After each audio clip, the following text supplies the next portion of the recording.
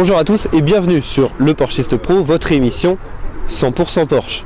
Alors premièrement, je me joins à toute l'équipe du Porschiste Pro pour vous souhaiter une très bonne année 2016 et qu'elle soit rythmée au son du Flat 6. Ça va être turbo compressé maintenant. Tout de suite, c'est le sommaire.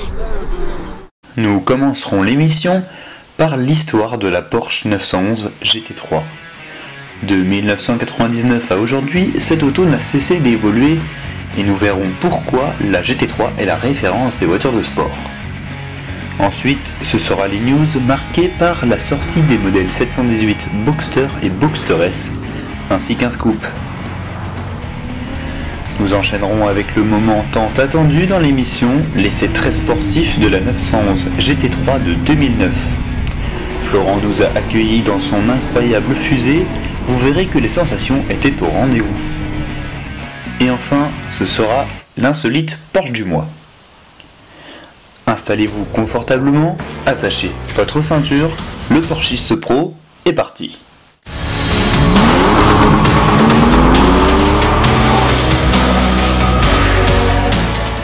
Comme vous l'avez vu, nous vous réservons un super programme, ou plutôt un super essai, et celui de cette superbe 911 GT3. Il s'agit d'une 997 phase 2, elle développe 435 chevaux.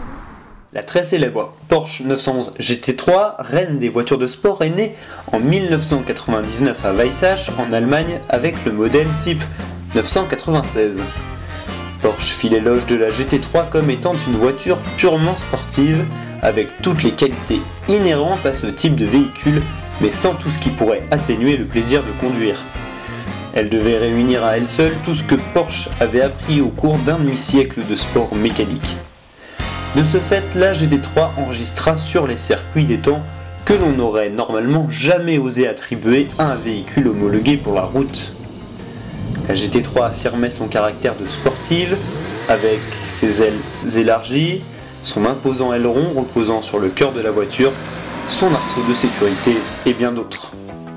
En 2003, le constructeur allemand présente une petite évolution de sa 911 GT3 plus puissante que l'ancien modèle puisqu'il possédait 380 chevaux contre 360 auparavant.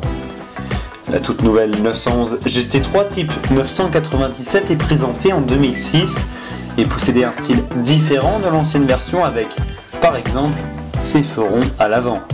Celle-ci embarquait un flat 6 3,6 litres de 415 chevaux au régime impressionnant de 7600 tours minute, une véritable machine de guerre.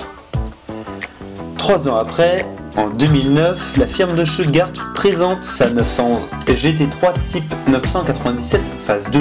C'est celle-ci que nous allons essayer tout de suite dans l'émission et comptez sur nous pour vous la présenter. Mais avant cela, les news Porsche du mois.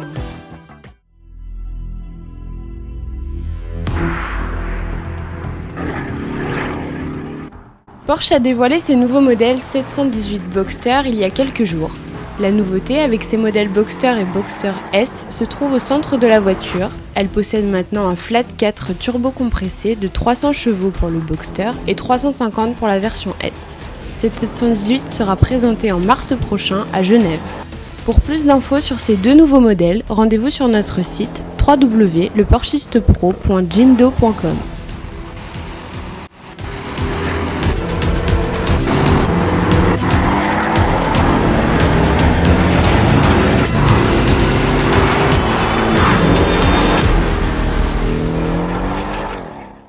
Nous enchaînons les news avec un scoop et pas n'importe lequel, celui de la sortie de la Porsche 911R.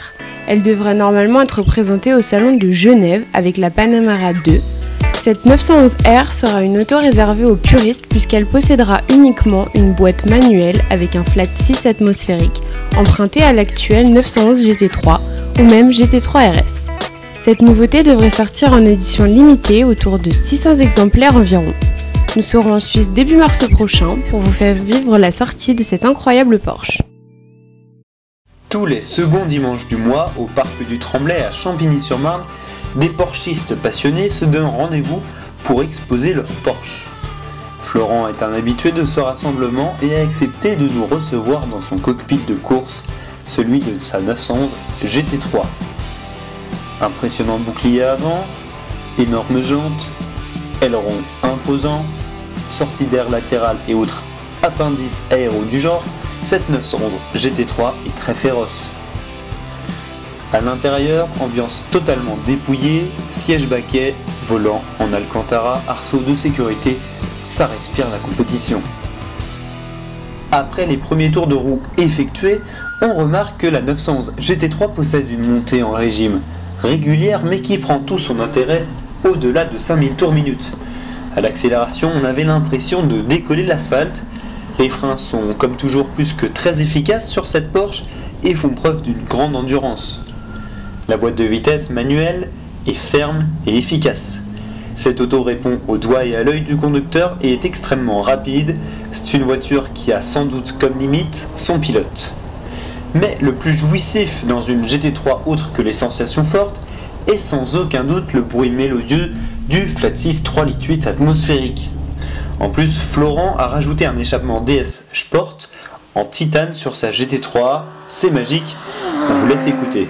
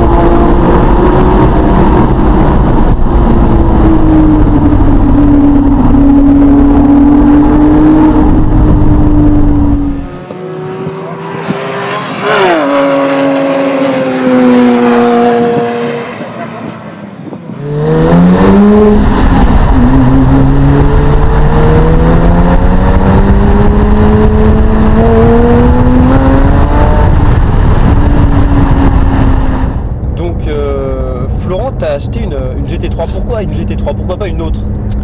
Une autre, un autre type de Porsche, tu veux dire?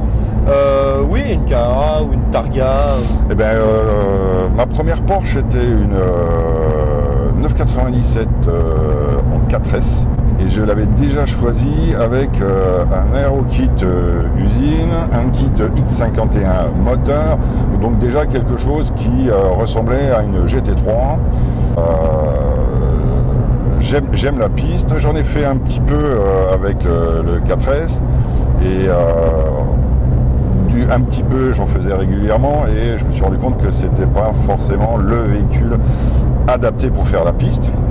Et donc j'avais en ligne de mire un GT3 et j'ai vendu le 4S et j'ai racheté un GT3. Ok, donc celle-ci c'est une GT3 997 phase 2. Oui. On peut rappeler les chiffres au niveau des caractéristiques techniques.